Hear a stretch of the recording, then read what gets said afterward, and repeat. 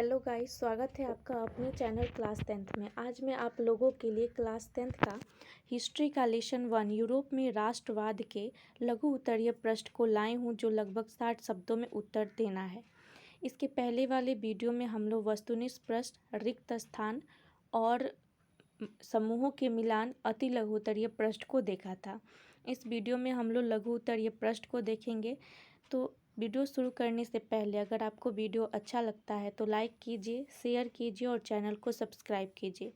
तो चलिए वीडियो शुरू करते हैं। पहला क्वेश्चन है हमारा, 1848 की फ्रांसीसी क्रांति के क्या कारण थे? तो इसका उत्तर है, फ्रांस का शासक लुई फिलिप उदारवादी था, लेकिन वह महत्वाकांक्षी भी था। उसने 1840 में गीजो को प्रधानमंत्री नियुक्त किया। गीजो जो था वो कट्टर प्रतिक्रियावादी था। राज्य में वह किसी भी सुधार को लागू करने के पक्ष में नहीं था। राजा लुई फिलिप भी अमीरों का साथ पसंद करता था। उसके पास कोई सुधारात्मक कार्यक्रम नहीं था। देश में भूखमरी और बेरोजगारी चरम पर थी। फलतः सुधारवादी क्षुब्ध रहने लगे। 1848 की फ्रांसीसी क्रांति के यही सब कारण थे। उसके बाद हमारा सेकंड क्वेश्चन है कि इटली और जर्मनी के एकीकरण में ऑस्ट्रिया की क्या भूमिका थी? इटली के एकीकरण ऑस्ट्रिया और पिडमाउंट में सीमा को लेकर विवाद था। इस कारण ऑस्ट्रिया और इटली में युद्ध शुरू हुआ था। उसके बाद युद्ध जो हुआ था वो 1859 में आरंभ हुआ था और 1860 तक चला था। युद्ध में इटली के समर्थक में फ्रांस ने अपनी सेना उतार दिया था। ऑस्ट्रियाई सेना जो थी वो बुरी तरह से परास्त हो गई। फलतः ऑस्ट्रिया के एक बड़े राज्य लोम्बार्डिया पर पिडमाउंट का एकाधिकार हो जाने से इटली एक बड़े राज्य के रूप में सामने आ खड़ा हुआ। उसके बाद काबूल जो था वो मध्य तथा उत्तरी इटली को इटली में मिलाना चाहता था। इतना ही नहीं, रोम को छोड़कर संपूर्ण इटली के एकीकरण में जो काबूल को सफलता मिल गई थी। ऑस्ट्रिया उसके बाद ऑस्ट्रिया को चुप बैठना पड़ा था। उसके बाद जर्मनी का एकीकरण 1806 में नेपोलियन बोनापार्ट ने जर्मनी क्षेत्रों को जीतकर राइन राज्य संघ का गठन किया था। इसी के बाद जर्मन वासियों ने राष्ट्र संघ की भावना बढ़ने लगी थी, लेकिन दक्षिण जर्मनी के लोग एकीकरण के विरोध में थे।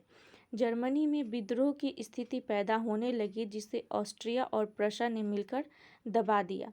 प्रशा जो थी वो जर्मनी का एकीकरण अपने नेतृत्व में करना चाहती थी, जिसके लिए वह अपनी सैन्य शक्ति को बढ़ाने लगा था। सैन्य शक्ति तथा कूटनीति के चलते जर्मनी के एकीकरण में वह सफल हो गया तथा बिस्मार्क को वहां का चांसलर नियुक्त कर दिया गया। इस प्रकार इस एकीकरण में ऑस्ट्रिया ही जो थी वो मूल में थी। उसके बाद हमारा थर्ड क्वेश्चन है, यूरोप में राष्ट्रवाद को फैलाने में नेपोलियन बोनापार्ट किस तरह से सहायक हुआ था? तो इसका आंसर है, नेपोलियन बोनापार्ट ने जो जर्मन और इटली में राष्ट्रीयता की स्थापना में मदद पहुंचाई, बल्कि संपूर्ण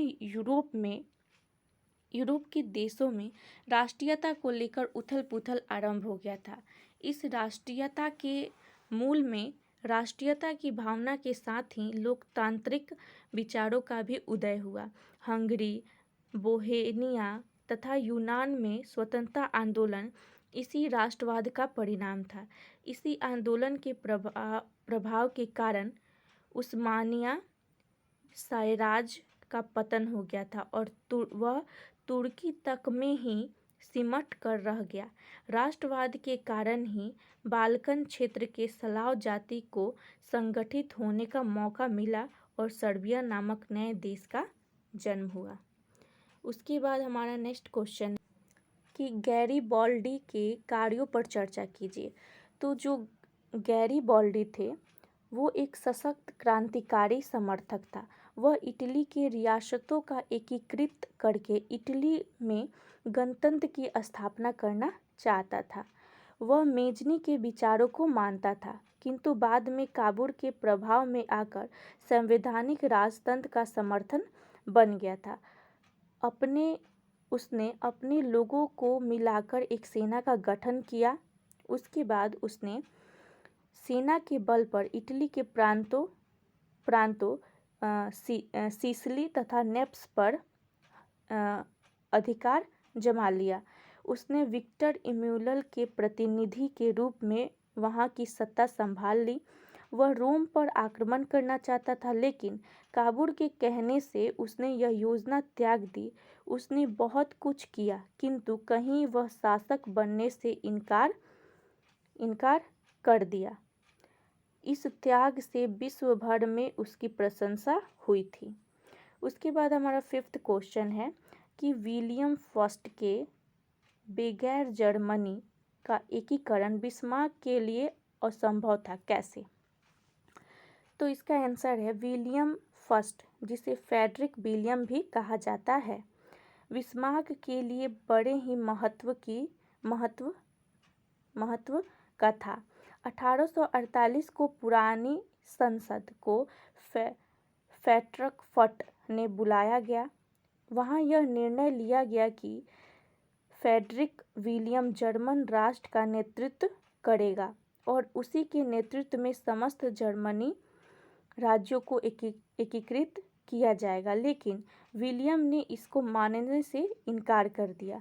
जब बिस्मार्क को जर्मनी का चांसलर नियुक्त कर दिया गया, तो देश की एकता और शांति स्थापित करने से वह विलियम को आवश्यक मानने लगा, क्योंकि वह फ्रैंक के निर्णय को भूला नहीं था। तो ये हमारा लघु उत्तरीय प्रश्न था। अगली वीडियो में हम इसके दीर्घ उत्तरीय प्रश्न को देखेंगे। Thank you.